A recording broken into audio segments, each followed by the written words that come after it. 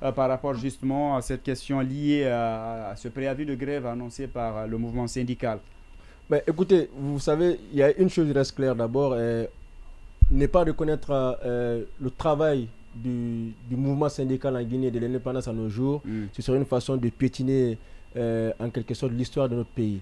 Maintenant, puisque nous sommes en face d'une réalité, il est important pour le CNRD de prendre la chose avec la plus grande attention. Pourquoi? Nous le disions au début de cette émission en parlant bien sûr de cette ascension qu'a connue l'équipe ivoirienne dans cette compétition. Je disais que le peuple il est exigeant et cela devrait interpeller les gouvernants. Quand je parle des gouvernants, pas seulement pas des gouvernants ivoiriens, mais de tous les autres États. Comme pour dire que quand le peuple se réveille, ça peut faire mal. Aujourd'hui, c'est vrai, les avis sont divisés sur ce qui peut être qualifié comme apport du mouvement syndical dans la vie des citoyens dans notre pays. Mais ce qui reste clair, il serait important pour le gouvernement de tenir compte vraiment de ces réclamations que sont en train de faire ces différents mouvements syndicaux, parce que ça devient maintenant un mouvement général.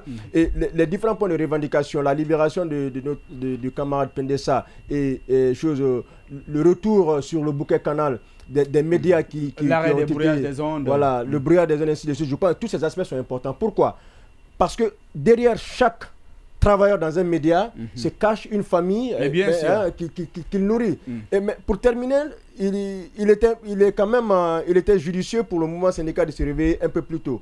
Pourquoi? Parce qu'il y a beaucoup de droits qui ont été brimés depuis l'avènement du CNRD, mais face auxquels aucun mouvement ne s'est prononcé.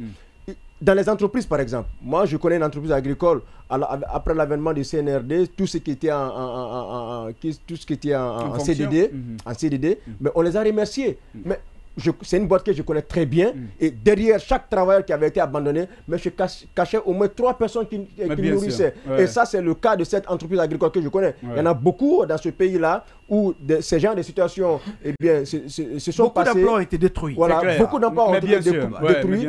Et après, le 5 septembre, on se rappelle du discours encore du président de la transition que nous connaissons tous, pour savoir est-ce que ce mouvement va aller au bout, est-ce que le gouvernement, sa main tendue, elle est vraiment sincère. Moi, je ne vais pas répondre directement à la question. Il suffit juste de faire un parallèle entre ce qui a été dit depuis le 5 septembre et ce que nous sommes en train de vivre. Chacun pourra tirer sa conclusion. Chacun pourra tirer sa conclusion.